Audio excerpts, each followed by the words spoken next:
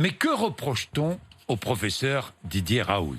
A-t-il dit la vérité lors de son audition à l'Assemblée nationale la semaine dernière? La PHP, c'est l'assistance publique des hôpitaux de Paris, qui gère tous les hôpitaux de la région parisienne, hôpitaux publics bien sûr, accuse le professeur Raoult de faux témoignages. Quentin Vinet. Alors, il y a deux passages qui posent problème, selon la PHP, dans les déclarations de Didier Raoult lors de son audition devant les députés de la commission d'enquête sur le Covid-19. C'était effectivement la semaine dernière. Le premier passage concerne les taux de mortalité dans les services de réanimation. Voilà ce que disait le professeur marseillais la semaine dernière. La proportion, vous voyez, des gens qui sont morts, qui ont moins de 65 ans, à Paris, sur les données que j'ai, est de 17%. Je vous rappelle qu'en Europe, elle est de 10%. Donc il s'est passé quelque chose ici sur la prise en charge. La mortalité dans les réanimations ici, dans ce travail, toujours est de 43%. Chez nous, elle est de 16%. Et c'est les mêmes malades, là, ils sont tous en réa.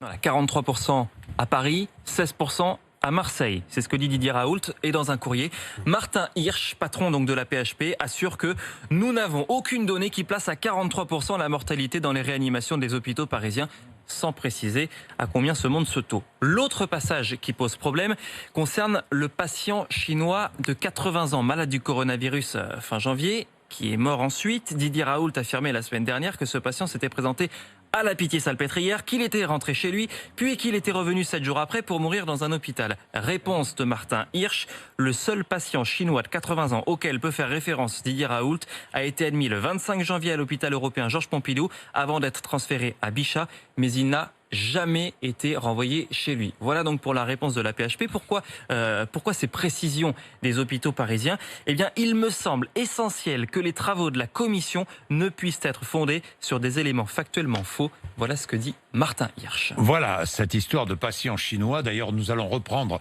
parce qu'il faut dire les faits. Après, chacun jugera.